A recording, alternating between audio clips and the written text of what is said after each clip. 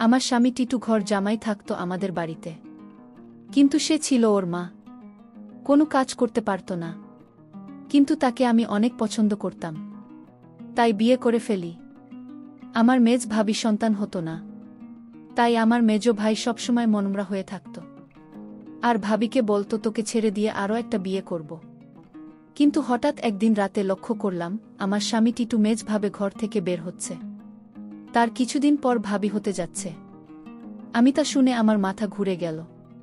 তাহলে কি আমার স্বামী ভাবিকে? তাহলে মূল ঘটনা খুলে বলি। মাঝরাতে পানি খেতে উঠে নিজের স্বামীকে মেজ ভাবি ঘর থেকে বের হতে দেখে চমকে উঠল দিব্যারা মেজ ভাইয়ের 4 দিন হল ঢাকায়। এখন ভাবি একা ঘরে। আমার স্বামী এত রাতে মেজ ভাবের ঘরে কি করতে গিয়েছিল সেটা জানার জন্য আমার মাথায় ঘুরপাক খাচ্ছে। এই ঘরের দিকে স্বামীকে আসতে দেখেই দরজা ভিজিয়ে দিয়ে বিছানায় উঠে ঘুমানোর অভিনয় করল দিবালা। তার স্বামী দরজা ঠেলে সন্তর্পণে হেঁটে এসে বিছানায় তার পাশে শুয়ে পড়ল। দিবা রাই বাড়ির মেয়ে, তার স্বামী ঘরজামাই। দিবা জানে কোনো রকম অপরাধ করলে তাকে সহ তার স্বামীকে এই বাড়ি থেকে বের করে দেবে ভাইয়েরা, তাই এই ব্যাপারে আর কোনো কথা বলেন আদিবাসীরা। পরের দিন সারাদিন মুখ কালো করে রাখলেও তার স্বামী কিন্তু কে এই বিষয়ে কিছুই জিজ্ঞেস করে না সে। তারপরে রাতে দিবা আর কিছুতেই ঘুমাতে পারে না। তার বিশ্বাস তার মেজ ভাই যতদিন শহরে আছে প্রতি রাতেই বোধ হয় তার স্বামী মেজর ভাবে ঘুরে গেছে। কিন্তু ঘরে গিয়ে কি করল এইটা তো আমি দেখি নাই, শুধু দেখতাম মেজ ভাবের ঘরে যেত। কেন যেত দিবার মনে সন্দেহ সৃষ্টি হল। তার বিশ্বাসকে সত্যি প্রমাণিত করতেই যেন ধীরে ধীরে টিটু দিবালার পাশ থেকে গুড়িয়ে মেঝেতে নামান। এরপর পা টিপে টিপে ঘরের দরজা খুলে বাইরে চলে গেল। রাত এখন করতে হবে 1টা 2টা, তৃতীয় কোনো কাজ না জোগাড় করতে পারায় ভাইদের উপর নির্ভর করেই বেঁচে আছে তারা দুজন। দিবালাটি তুলেই অর্থ উপার্জনের অক্ষমতায় পুষিয়ে দেয়। সারাদিন গাধার মতো বাড়ির কাজ করে। সারাদিন কাজ করায় শরীর এত ক্লান্ত হয় যে সারারাত মরার মতো ঘুমোয় দিবা না। কতবার টিতোতা কাপড় দিয়ে দিবালার ঘুম ভাঙাতে পারেনি। তাই রাতে যে দিবালা জেগে থাকতে পারে এমন কোনো ভয় ছিল না বলা যায়। আর এই সুযোগে মেজ ভাবের ঘরে যেত। কিন্তু কেন এত তা আমি কিছুই জানতাম না। পরদিন রাতে দীপা ঘুমায়নি। সে রাতে জেগেছিল তার স্বামী কি করে তা জানতে। তখনই দেখল দিবালার স্বামী বিছানা থেকে ধীরে ধীরে উঠে গেল, ঘর থেকে বের হয়ে মেজ ভাবের ঘরে গেল। কিছুক্ষণ পর মেজ ভাবি ঘর থেকে চিৎকার শোনা যাচ্ছে। মনে হচ্ছে ভাবির এক অন্য রকম চিৎকার। আমি ভাবতে থাকলাম কি হতে যাচ্ছে এখানে, আমি কিছুটা আন্দাজ করতে পারলাম না আসলে ওই ঘরে কি হচ্ছে। টিটু চলে যেতেই বালিশে মুখ গুজে ফুপিয়ে কেঁদে উঠল দিবানা। সে তার স্বামীকে কত ভালোবাসে, সে কি করে সারাদিন তার জন্য, আর সে কিনা তার সাথে বিশ্বাসঘাতকতা করতে পারে। দিবালা ভাবল এইভাবে ঘরে কেন আমার স্বামী টিটু যায়, এটা আমার যে করে হোক জানতে হবে। পরের 2 রাত অনেক চেষ্টা করেও জেগে থাকতে পারল না দিবালা।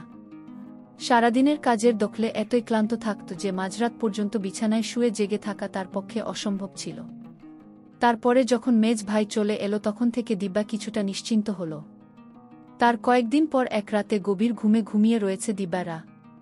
অনেক ধাক্কাধাক্কি করে তাকে উঠল তার স্বামী টিটু। ঘুম জড়ানো ক্লান্ত কণ্ঠে দিবালা বলল, কি হয়েছে, এত রাতে ডাকেন কেন? লাইটটা একটু জ্বালাও তো। সারাদিন কাম কইরা কুল পাই না। উনি আছেন তার চিন্তায়, এখন ঘুমান। এই বাড়ির সবচেয়ে অবস্থাপন্ন বলা যায় মেজ ভাই শহীদকে। তার স্ত্রী অবস্থাসম্পন্ন ঘরের মেয়ে। শহীদ মিয়ার বড় চালের আড়তের ব্যবসা, গ্রামের দিকে হলেও শহীদের ঘরটা দেখার মতো। ইট সিমেন্টের দেওয়াল আর টিনের দোচালা। তার ডান পাশে 2টা ইটের তৈরি ছাপড়া ঘরে থাকে ছোট ভাই বাদল, তার বড় ভাই জলিল। তাদের 2টা ঘরের মুখোমুখি উঠোন পেরিয়ে একটা টিন আর বাঁশের তৈরি ঘর। এখানে দিব্যারা আর টিটুর সংসার। দিবালা খুব চিকন আর কালো হওয়াতে বাবা মায়ের মৃত্যুর পর 3 ভাই অনেক খুঁজেও কোনো পাত্র পায় না। শেষমেশ এক ভবগুড়ে ভাই মাগো ছেড়ে টিটুকে ঘর জামাই হিসাবে আনে। ভেবেছিল টুকটাক কিছু কাজে তাকে লাগাবে, কিন্তু সে পুরকর্মা। সেই দিনের প্রায় 1 মাস পর বাড়িতে বিরাট উৎসবের মতো আয়োজন হল। দিবার আর ছোট ভাইয়ের 2টা, বড় ভাইয়ের 3টা সন্তান হলেও মেজ ভাই বিয়ের 4 বছর পরেও সন্তানের মুখ দেখতে পারেননি। মেজ ভাই আর একটা বিয়ে করবেন কি না এটা নিয়ে চিন্তাভাবনা করছিলেন। যে স্ত্রী তাকে সন্তানের মুখ দেখাতে পারবে, মেজ বুকে তাহলে এই বাড়ি ছেড়ে চলে যেতে হতো। ঠিক এই সময়েই আনন্দের সংবাদটা পেলাম সবাই। মেজ বৌমা হতে চলেছে। মেজ ভাইয়া আর ভাবি আনন্দ দেখে কে এই উপলক্ষে এই উৎসব আয়োজন। দিবারা যখন আনন্দের সাথে কিন্তু কে এই খবরটা দিল তখন সে সামান্য একটু মুচকি হেসে বলল, ভালি তো। শুনছিলাম কোনো ফকিরের কাছ থেকে পানি পড়া নিচ্ছে। ফকির কামেল? সে ও কি যাবে নাকি সেই ফকিরের কাছে? কোথায় থাকে সে? যেখানেই থাকুক তুমি যাবে কিনা সেটা বল। দিবালা বলল, আমার দরকার নাই। আমি সবই বুঝি, তুমি ভাবে ফকিরের কাছ থেকে পানি পড়া এনে দাও, এটা তোমার বানানো কথা। এটা আমি বিশ্বাস করি না। দিদারা আরও বলল, আমি একদিন তোমার এই রহস্য খুঁজে বের করব। আর যেদিন তুমি ধরা পড়বে সেদিন বুঝতে পারবে তোমার কি অবস্থা হয়। কিন্তু তখন বলেছিল তুমি আমাকে বিশ্বাস করো না। দিবালা বলল, করি, কিন্তু তুমি তোমার প্রতি আমার বিশ্বাস দিন দিন উঠে যাচ্ছে। যতদিন পর্যন্ত আমি জানতে না পারব তুমি মেজ ভাবের ঘরে কেন যাও ততদিন পর্যন্ত তোমার প্রতি আমার বিশ্বাস হবে আর হবে না। দিবা রায় কথা বলে ঘুমাতে গেল। তার স্বামীটি তো তার সাথে শোয়া ছিল, কিন্তু হঠাৎ করেই দেখল তার স্বামী বিছানায় নাই। তখন দীপারা চিন্তায় পড়ে গেল। আজও চলে গেল। ভাবি রুম থেকে এক প্রকার চিৎকার আসতে শুরু করল। আমি কিছুই বুঝতে পারলাম না এটা কিসের চিৎকার। মনে হচ্ছে মেয়েলি কণ্ঠ। প্রায় 1 ঘন্টা পর দিবালা দেখতে পেল মেজ ভাবি রুম থেকে বের হতে। দিবার মনে দিন দিন সন্দেহ বাড়তে লাগল। তারপর দিবালা ভাবল, একদিন আমি জানালা দিয়ে দেখব তারা কি করে। দিবার স্বামী দিন দিন দিবালার প্রতি কমে যাচ্ছে। কিন্তু আজ 2 দিন যাবৎ দিবালার স্বামী মেজ ভাবে রুমে যাচ্ছে না, সেটা লক্ষ্য করল দিবালা। দিবারা তার স্বামী তাকে জিজ্ঞেস করল, একই আজকাল তো তোমায় আর দেখি না ভাবি রুমে যেতে। তার স্বামী তাকে একটা কাপড় দিয়ে বলল, তোমার বাবার বাড়ি থাকি বলে তুমি কি আমায় যা বলবে তাই মনে করবে? সব কিছুর ভিতর শুধু কি তোমার অধিকার আছে আমার নেই? এর মধ্যে হঠাৎ খবর আসলে মেজ ভাবি মা হতে চলেছে। দিবা সেটা শুনে চমকে গেল। কারণ মেজ ভাবি স্বামী মানে আমার মেজ ভাই, এত সমস্যা ছিল। তাহলে কিভাবে সে মা হতে চলল? আমার মাথায় কোনো কাজ করছে না। আমার মনে সন্দেহ হতে লাগল। দিবার তার স্বামীকে বলল, আপনি এখন আর দেখি দিবার রুমে যান না কেন? তখন কি করব সেটা আমার ব্যাপার। যাই হোক, আমি এবার অপেক্ষায় আছি কখন আবার আমার স্বামী তার রুমে যায় সেই প্রতীক্ষায়। এর কিছুদিন পর তার স্বামী কিভাবে রুমে গেল, তারপর আমি জানলা দিয়ে যা দেখলাম তা দেখে আমার চোখ ছানাবড়া হয়ে গেল। দিবালা এই দৃশ্য দেখে সে বিছানায় শুয়ে কান্না করতে লাগল। ঠিক তখনই আমার স্বামী তো আমার রুমে এসে পড়ল আর আমায় বলতে লাগল, আরে শাহানা, লাইট জ্বালাও না। দেখ কি দেয়। বিরক্ত হয়ে বিছানা থেকে নেমে লাইট জ্বালালো দিবানা। তারপর চকিতে এসে বসল। কিন্তু তার সবগুলো দাঁত বের করে হেসে পাঞ্জাবির পকেট থেকে এক জোড়া চুড়ি বের করল। আর একটু কাছে আসো, পোড়া দেয়। চুলগুলো দেখে চিনো দিবালা এগুলো শোনে। আর এর মালিক যে মেজ ভাবি ছাড়া কেউ না তাও সে ভালো করে জানে। সে ভয়ে ভয়ে ফিসফিস করে বলল, এগুলো তো মেজ ভাবে। তুমি পায় না কই? আরে ভয় পায় না, চুরি করি নাই। মেজ ভাবি আমাকে দিচ্ছে। বলো কি? সে কেন দেবে? তোমাকে একটা কথা বলি। কই কই কই রাও, এতদিন কইতে পারি না ঈশ্বর মেয়ে। ভাবছিলাম তুমি আমায় ভুল বুঝবে, কিন্তু তোমায় আমি কি কিছু গোপন করে বল, ভুল বুঝো না বু। মেজ ভাই এবার ঢাকায় যাওয়ার পর কয়লা আমি মেজ ভাবের ঘরে গেছিলাম। তিনি তো আবার বলল, মেজভাই ঢাকা যাওয়ার পরে মেজদা বের করা খুব জ্বর হয়েছিল, কিন্তু তার যত্ন করার মতো কেউ ছিল না। তাই ভাবি, কই দেখি তোর আমি ভাইয়ের মতো দেখি। আমার সারাদিন ভাল লাগে, খালি একটু দুর্বলতা থাকে, কিন্তু রাত হলেই জোর বাড়ে। তুই কি গাইতে আইস? আমার মাথায় একটু পানি ঢালতে পারবি?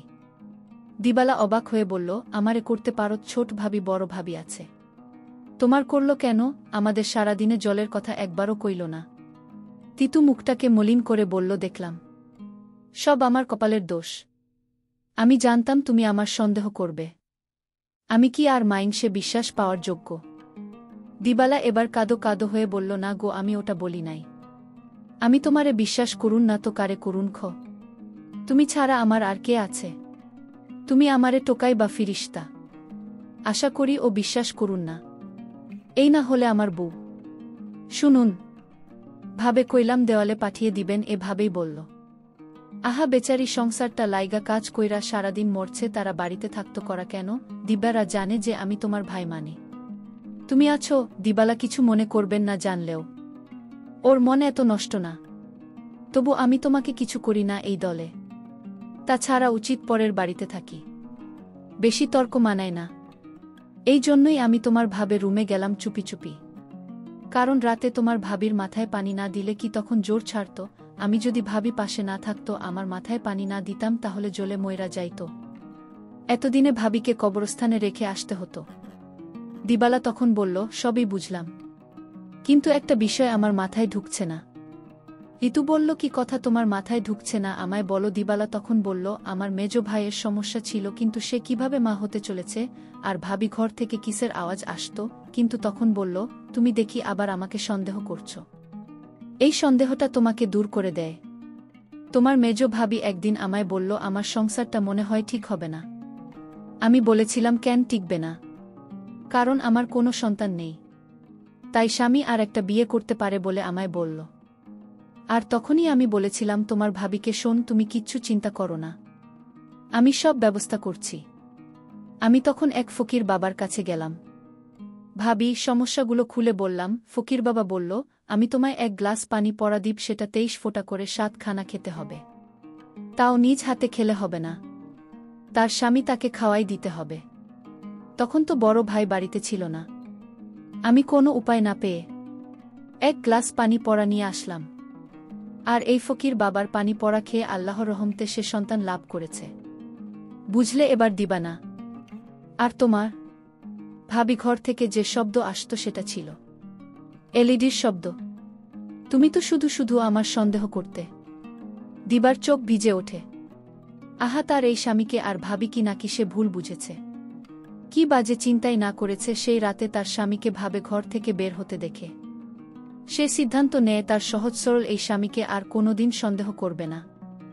সে কিছু বলল, আমি সেবা যত্ন করাতে ভাবে সুস্থ হইয়া গেল, তাই তো খুশি হইয়া দিলেই চুরি জোড়া কোয়েল দি বাজারে দিও। তবে দিনের বেলা এটা পুরো না শাহ না বুঝি তো পরের ঘরে থাকি 5 লোকে 5 কথা বলবো। দিবা তখন কেঁদে কেঁদে বলল, আমি তোমাকে অনেক কষ্ট দিয়েছি, তোমাকে অযথা সন্দেহ করছি। আসলে তুমি নিষ্পাপ। দিবালা বলল, তুমি মেজ ভাবের ঘরে গিয়ে মেজ ভাবিকে মায়ের মতো যত্ন করে সুস্থ করে তুলেছে, এরকম স্বামী এখনকার যুগে পাওয়া বড় কঠিন। দিবা বলল, আমায় ক্ষমা করে দিও তুমি। তুমি ক্ষমা না করলে আল্লাহ আমাকে ক্ষমা করবে না। কিন্তু তখন হেসে বলল, আমি তোমাকে ক্ষমা করে দিয়েছি। বন্ধুরা, আজকের গল্পটি কেমন লাগলো তা অবশ্যই কমেন্ট করে জানাবেন। আর এরকম নতুন নতুন ভিডিও পেতে আমার চ্যানেলটিকে সাবস্ক্রাইব করে পাশে থাকবেন। ধন্যবাদ।